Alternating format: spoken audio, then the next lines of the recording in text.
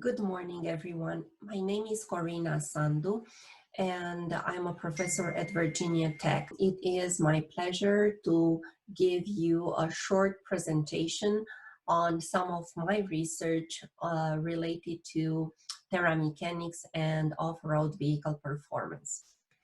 I'm going to talk today about some aspects related to experimental and modeling of tire performance on deformable soft soil. I am, as I mentioned, a professor at Virginia Tech. I lead a laboratory called Terramechanics Multibody and Vehicle Systems, and I'm also currently serving as president of the International Society for Terrain Vehicle Systems. In this presentation, I'll give a brief motivation and research objectives. I'm going to give you an overall presentation of our indoor test rig in our laboratory at Virginia Tech. And then I will show an illustrative example on experimental study of pneumatic tires on soft soil, as well as some of our recent results in terms of modeling tires to perform in off-road conditions, primarily for soft soil, but also in other conditions. So first of all, why is it important to study the mobility of vehicles in off-road conditions? The main reason is that in addition to the typical challenges one has for vehicle dynamics for highway or on-road vehicles, when operating in unprepared environments such as on deformable soil, on rough terrain, on snow, on grass, on other type of vegetated terrain, sand, etc. There are forces that have to be accounted for, and there is mechanics at the tire terrain interface that must be considered when studying the performance of those vehicles. So it is very important for off-road vehicles to quantify the dependence of the tire performance on the terrain properties as well as on the operating conditions. And for off-road vehicles, we must also develop accurate and efficient tire models that are able to simulate off-road vehicles in their operating environment. There are some illustrations here indicating the large variety of terrain vehicles we currently have and the critical importance of studying in this particular case the performance of tires in deformable soil.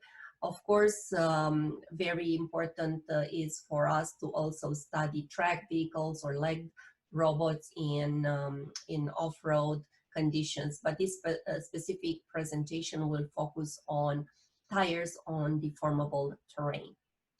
At Virginia Tech, we developed an indoor test rig called the Terramechanics test rig about 14 years ago, with the intent to study a single tire or single wheel in very well-controlled conditions. We did not want to depend on the weather or other outdoor conditions in order to have very repeatable results.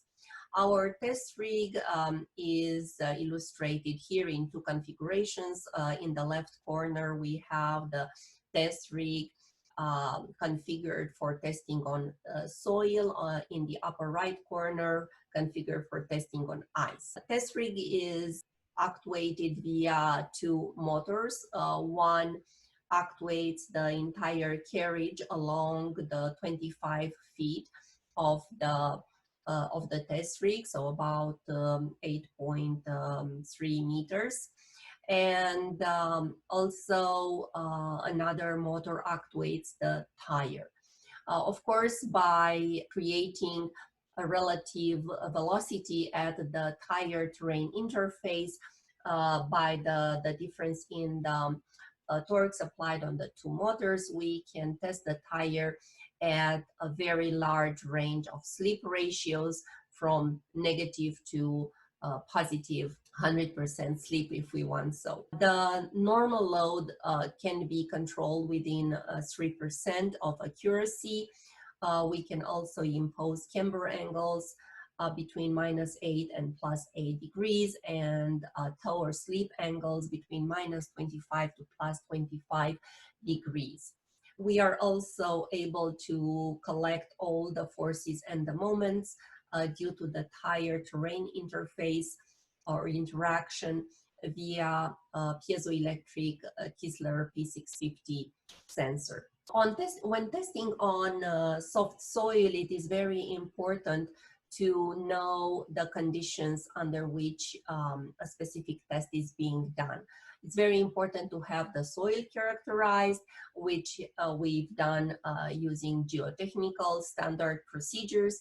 But before every test, we also conduct studies to measure the density or the compaction of the soil using a method based on the cone index, which is obtained using a cone penetrometer. And we also measure the water content using a volumetric water content probe. It is very important to prepare the soil in a very consistent manner, which means, for example, to shovel it, till it, level it, compact it, and of course, making sure that the compaction level is at the desired level. If that is not sufficient, then additional compaction will happen, for example, by rolling the roller illustrated in the right-hand side of this slide. A typical design of experiment will include several levels of the nominal normal load, will include several levels of slip ratio, tire inflation pressure, soil compaction. For example, of course, it may also include slip angles, camber angles, other parameters. In this case, for example, I'm showing you design of experiment for some dynamic tire soil testing where we used 5 kilonewtons for just one normal load level and 14 different slip ratios from 0 to 70%, 3 levels of tire inflation pressure, 18, 30, and 42 psi, respectively 124, 207, and 290 kilopascals, and 3 different levels of compaction, soil, and volumetric water content. After preparing the soil and calibrating the test rig, then we can conduct tests and we can calculate, for example, the drawbar pull coefficient variation with respect to the slip ratio. The drawbar pull is defined as the difference between the tractive and the resistive forces as measured by the Kistler sensor. And when we divide that by the normal load, we obtain the drawbar pull coefficient. The drawbar pull coefficient is quite widely used in the off-road community for predicting tractive performance of tires or tracks or wheeled vehicles and tracked vehicles in off-road conditions. In this diagram, you can also see the importance of the inflation pressure of the tire with respect to the drawbar pull coefficient. As such, it is clearly indicated here that at the lowest inflation pressure, the 18 psi, we obtain the highest drawbar pull coefficient, which of course is in sync with the common knowledge that when operating in off-road conditions, tires should have a lower inflation pressure than in on-road conditions. This is just one example. Of course, we are interested in much more than just the drawbar pull coefficient. We calculate the rut obtained after the tire passes at different slip ratios. It's very important to also look at the multi-pass effect, meaning multiple tires passing through the same patch of terrain, which impacts usually the mobility of vehicles that run in convoys, the effect of the moisture in the ground, the effect of normal load variation on the wheels, and so on. Due to the time constraints, I'm going to now start discussing about the development of hybrid soft soil tire model that was intended to primarily be designed for deformable terrain. But in order to obtain that performance, we had to design the tire to run on a flat rigid surface first. So in this model, we rely on both mathematical modeling as well as physical modeling and physical testing. In terms of the mathematical model, we model the material of the tire structure, and the tire ground interaction model. Tire material model follows typical mechanics theory. The tire structure model is based on multi-body dynamics approach, and the tire ground interaction model is based on classical Terramechanics studies.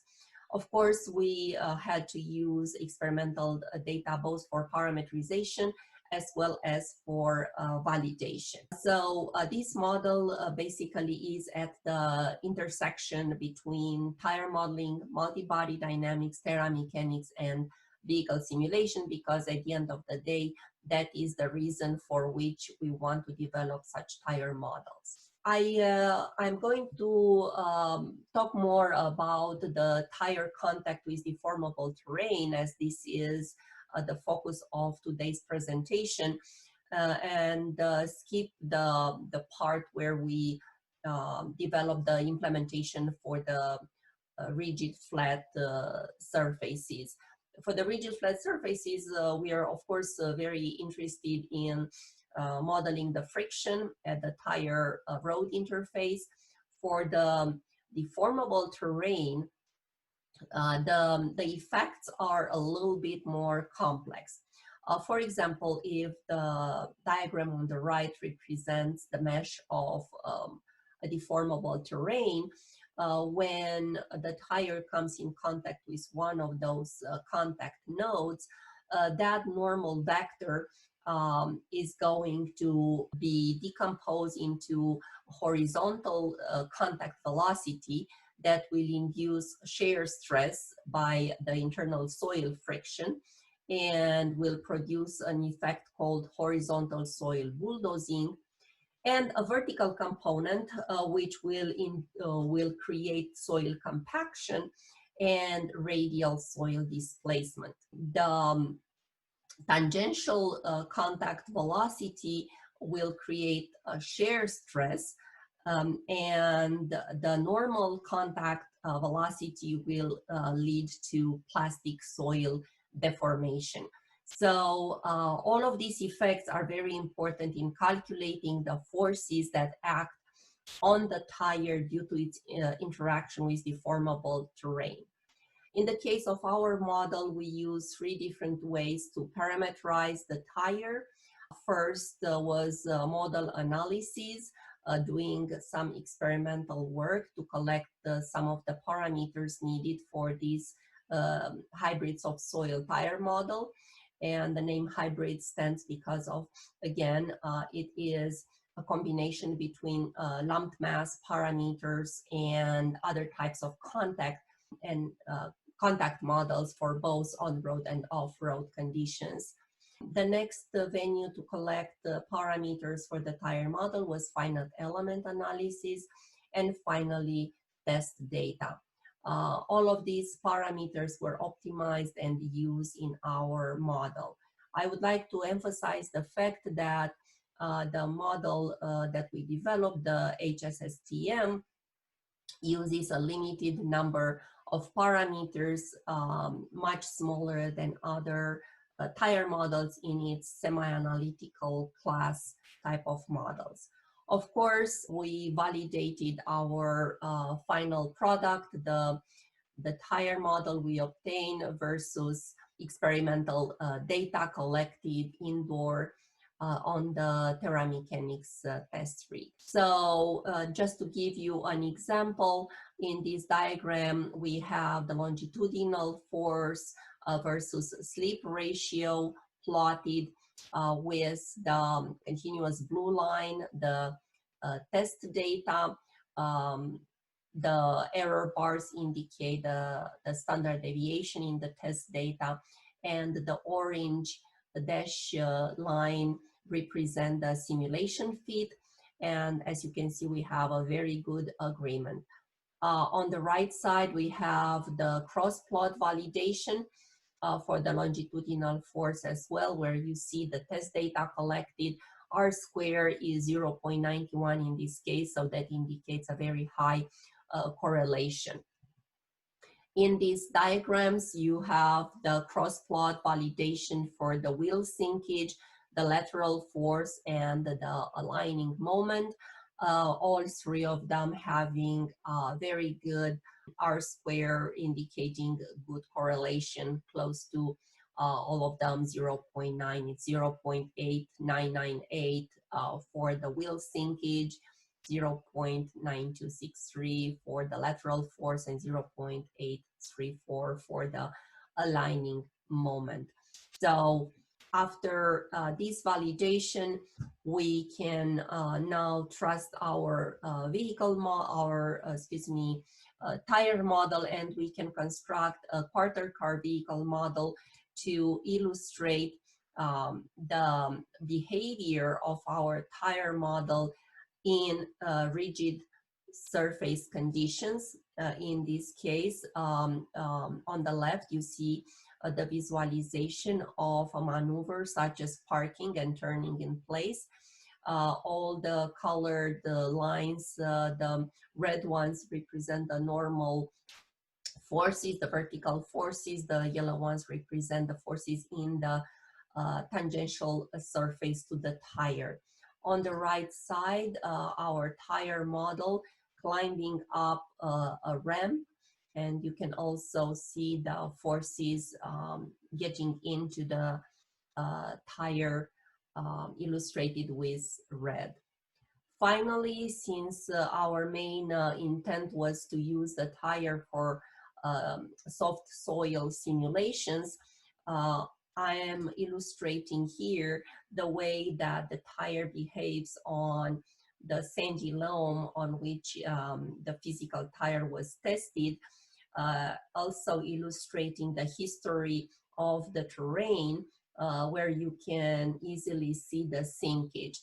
Of course, the multipass effect, as I mentioned, is important, and that is illustrated on the left when the tire crosses its old pass the second time, and the diagram on the right where you can also see the difference in the soil rut, where on the track on the right, the tire goes and does another pass, you see the sinkage growing substantially. So with this, I'd like to thank my sponsors for supporting our work in tire modeling and tire terrain interaction. And I hope you enjoyed the presentation. Thank you very much for your attention.